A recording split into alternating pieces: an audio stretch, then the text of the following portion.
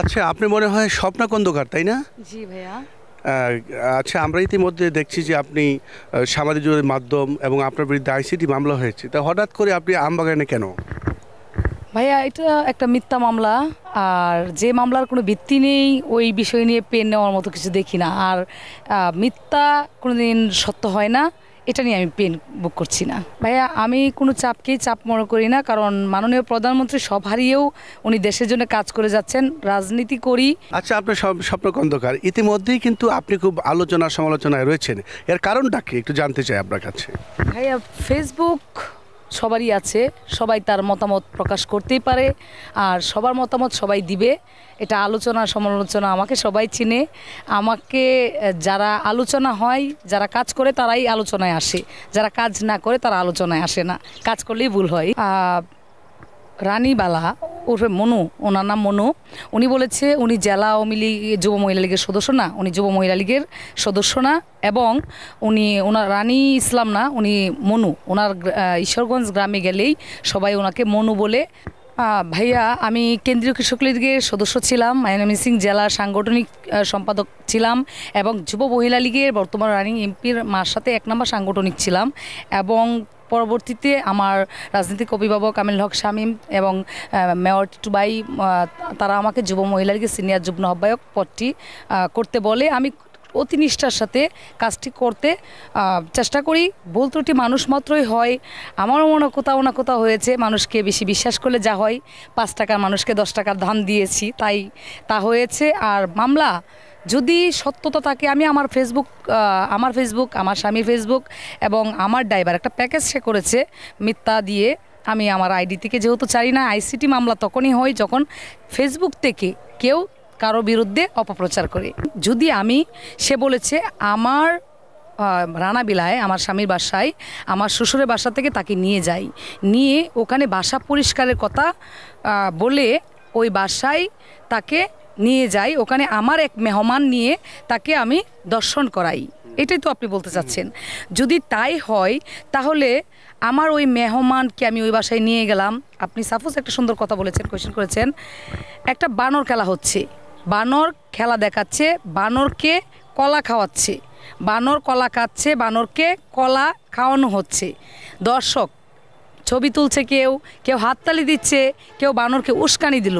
যারা ছবি তুললো, যারা হাততালি দিল, তারা মামলা খেলো। বানর কলা খাচ্ছে, একজন কলা খাওয়াচ্ছে, তারা কোনো ক্লেমের মাঝে। খুব চমৎকার একটি কোয়েশন। তার পূর্ব পরিচিত, তার নায়কটা, তথাকথিত নায়ক, ওনার বাড়ি মনে হয় ভালুকা শ্রীপুর দিকে। আপনি ওনার বাসার ওয়াইফাইয়ের বিল আমার কাছে আছে। মেয়ে যে আগে ভাড়া থাকতো, উনি বিভিন্ন দোকান থেকে ফার্নিচার ভাড়া বাকি নিয়েছে, তাই বাকির টাকা এখনও মানুষ তার কাছে পায়। এবং এই লোকটা আমি শুনেছি তার 4 বছর আগে ওনার বাসায় এই মেয়েটা ভাড়া ছিল। এখন পূর্ব পরিচিত লোক যদি সে 4 বছর পরে পায়, তখন তো আবেগে আত্মহারা হয়ে তার সাথে একটা ভিডিও আপনারা ইতিমধ্যে মনে হয় পেয়েছেন, সবার মোবাইলে চালাচালি হচ্ছে।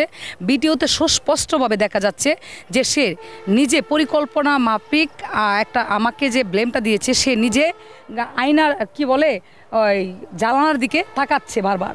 তাহলে সে অবশ্যই কাউকে দাঁড়ি করে রেখেছিল, এবং সে পুরুষটার কাছে সে যাচ্ছে বারবার। তাহলে পুরুষটা তো তার কাছে যেভাবে আসছে তার চেয়ে বেশি সে যাচ্ছে, এবং আঙুর ফল খাচ্ছে। এবং মহিতুর রহমান শান্ত এমপি মহোদয় ওনার দলের লোককে ভাবমূর্তি নষ্ট করার জন্যে, ক্ষুণ্ণ করার জন্যে এই মেয়েটা মিথ্যা যে পায়চারা করছে, শাহিন ভাই আমাদের অত্যন্ত ভালো একজন মানুষ, সে ওই লোকটাকেও ব্ল্যাকমেল করার জন্য ভিডিও কল স্ক্রিনশট নিয়ে যোগাযোগ মাধ্যমে সে নিজেই প্রচার করেছে। শাহিন সাহেবকে উনি বলেছিল পদের জন্যে, যে আমি পদ চাই, আমাকে একটা পদ ভাগিয়ে দেন, নানা সম্বোধন করে। উনিও তো ভালো মানুষ, সরল মানুষ, উনিও তার কথায় রাজি হয়ে সে ভিডিও কল দেয়, উনি রিসিভ করে। তখন সে এই সুযোগটা নিয়ে সে স্ক্রিনশটগুলি রাত্রে তুলে ফেলে। সে একটা কথা বলেছে যে তাকে মেরে এই কাজ করার জন্য রাজিকরণ হয়েছে। তাহলে তার শরীরে কোনো স্পট নাই কেন? ভিডিওটাতে সম্পূর্ণ তার শরীরটা দেখা যাচ্ছে, তার শরীরে কোনো মায়ের দাগ নাই। সে গোছল করে চুলকে ঝাড়া দিয়ে সে ওই পুরুষের কাছে যাচ্ছে, এবং পুরুষের সাথে সে আনন্দ ঘন মুহূর্তে এক হাতকে আরেক হাত ম্যাচ করে দুজনে একজন খাইয়ে দিচ্ছে, সে খাচ্ছে, হাসাহাসি করছে, তাহলে কেন মারধর হবে? যে কাজ করবে দুই একটা ভুল হবে, এই দুই একটা ভুলের জন্যেই প্রায়শ্চিত্ত করতে হবে। যে কাজ কম করে তার সমালোচনা। ভাইয়া আমি জানি যে মানুষের চাপ থাকবেই, মানসিক চাপ সব প্রত্যেকটি মানুষেরই আছে, কিছু না কিছু প্রত্যেক মানুষের জীবনে আছে। নাই ওই মেয়ের 3-4টা বিয়ে হয়েছে, আপনার একটা সাক্ষাৎকারে সে বলেছে স্বপ্না খন্দকারের জন্য তার বিয়ে ভেঙে গেছে, কিন্তু আপনি আমার কাছে প্রমাণ আছে, আমি এখনই আপনাকে দিয়ে দিচ্ছি যে তার দুবাই একটা স্বামী, উত্তরায় একটা স্বামী, মাইমিসিং একটা স্বামী, ঈশ্বরগঞ্জ একটা স্বামী ছিল। প্রতিদিনের কাগজ ভাইয়া আপনার কাছে আমার অনুরোধ থাকবে, যদি আমার কারণে তার বিয়ে ভেঙে থাকে তাহলে 4 মাসের বাচ্চা কোথা থেকে নষ্ট হলো, আর বিয়ে যে ভেঙেছে বিয়ের কাবিননামা আপনি দেখাবেন আমাকে। আপনাদের গণমাধ্যম কর্মী, আপনারা সুন্দরভাবে সবসময় কাজ করেন, আমি গর্ববোধ করি। আমি আপনাকে অনুরোধ করব আপনার মাধ্যমে অন্যান্য সাংবাদিক এবং প্রশাসনিক ভাইদেরকে যে এই মেয়ের কাবিননামা দেখা হোক।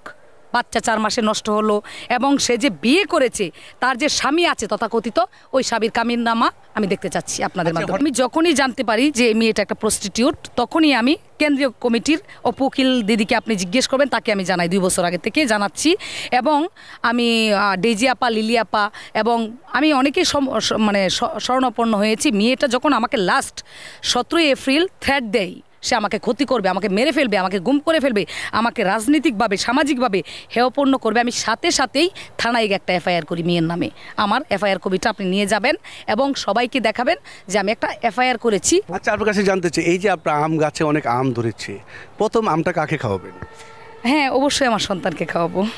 তারপরে আপনার রাজনীতি পেশা জীবনে কাকে, এই এত সুন্দর আম কাকে খাওয়াবেন? হ্যাঁ, আমার রাজনীতিক যদি বলেন, আমার অভিভাবক আমাকে রাজনীতি যেন সঠিকভাবে করার জন্যে গাইডেন্স দিয়ে যায়, আমাদেরকে সামলিয়ে সুন্দরভাবে পথ দেখানোর জন্য আমি অবশ্যই আমাদের mayor, city mayor Ikramul Haque Titu ভাই এবং আমিনুল হক শামীম ভাইয়ের বাসায় পাঠাবো। সিটি মেয়রকে সবসময় পুতুল বলে কেন? যে অনেক পুতুলের মতো সুন্দর। আমি দেখেছি একজন মেয়র, আমি মনে করি আমার সারা বাংলাদেশে আমার mayor is the best mayor Ikramul Haque Titu ভাই।